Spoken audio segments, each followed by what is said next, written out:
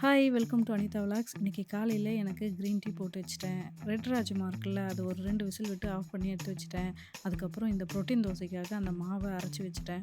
கொஞ்சம் இட்லிக்காக நல்லா கெட்டியாக எடுத்து வச்சுட்டேன். தோசைக்கு பழைய மாவோடு மிக்ஸ் பண்ணிக்கலான்ட்டு அந்த ஊற வச்ச மூக்கடலை, பச்சைப்பயிறு இதெல்லாம் கொஞ்சம் போட்டு, அது கூடவே ஒரு பச்சை மிளகா, ஒரு துண்டு இஞ்சி, ஒரு பூண்டு, கொஞ்சம் உப்பு, காஞ்ச மிளகாய் இதை மட்டும் சேர்த்து நல்லா அரைச்சி பழைய தோசை மாவு இருக்குல்ல, அதில் போட்டு நல்லா மிக்ஸ் பண்ணிட்டேன். அப்போ தான் தோசை நல்லா உடனே ஊற்றும்போது கிறிஸ்பியாக சூப்பராக வரும். இட்லி அப்போவே ஊற்ற முடியாது. ஒரு 5 மணி நேரம் இல்லை 6 மணி நேரமாவது புளிச்சா மட்டும்தான் இட்லி வரும். ஸோ அதை நல்லா சால்ட்டு போட்டு மிக்ஸ் பண்ணி எடுத்து வச்சுட்டேங்க.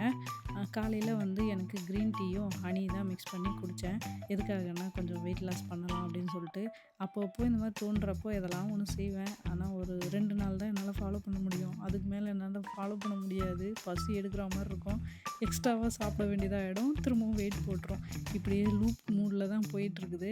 இதுக்கு ஒரு ப்ராப்பரானது நான் ஃபாலோ பண்ணணும்னு நினைக்கிறேன். ஆனால் என்னால் முடியல. கண்டிப்பாக இதுக்கு மேலேயாவது ஃபாலோ பண்ணுறேன். என்னை கொஞ்சம் நீங்கள் தான் பூஸ்ட் பண்ணி விடணும், சரிங்களா?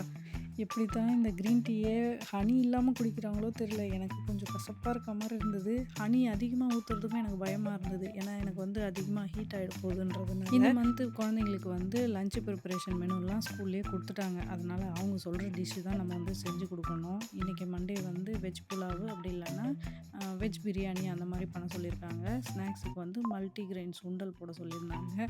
இது என்னடா இது, நம்ம சுண்டலை அரைச்சிட்ட பிறகு போய் நம்ம லிஸ்ட்டை பார்த்தோமேன்ற ஒரு மைண்ட் செட் தாங்க எனக்கு இருந்தது. இல்லைனா முன்னாடியே அந்த சுண்டலெல்லாம் எடுத்து வச்சுருந்துருப்பேன்.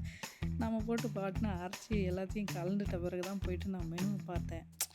இதெல்லாம் ப்ராப்பராக பண்ணணும்னு நினைக்கிறேன். ஆனால் மைண்டில் நிற்கவே இல்லை. என்ன பண்ணுறது? சரி, என்ன பண்ணலான்னு யோசிக்கும்போது அந்த ரெட் ராஜ்மாவை நான் குருமா வைக்கிறதுக்காக தான் ஊற வச்சேன்.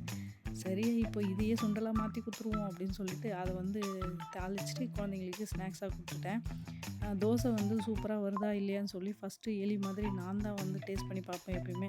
ஏன்னா அது கொஞ்சம் காரமாகவோ இல்லை வேறு மாதிரி ஸ்மெல் வந்தது அப்படின்னா பசங்க சாப்பிட மாட்டாங்க. நம்ம கலந்து வச்ச மாவு வேஸ்ட்டாக போயிடும். அதனால் எப்பயுமே நான் அதை டேஸ்ட் பண்ணிட்டு தான் பசங்களுக்கு கொடுப்பேன். இன்றைக்கி பசங்களோட லஞ்ச் பார்த்திங்கன்னா வெஜ் புலாவு, உருளைக்கிழங்கு ஃப்ரையி, அப்புறம் ரெட் ராஜ்மா சுண்டல் மாதிரி தாளிச்சிட்டேன். இன்றைக்கி உங்கள் வீட்டில் என்ன லஞ்சு பசங்களுக்கு செஞ்சு கொடுத்தீங்கன்னு கமெண்ட் பண்ணுங்கள். பாய்.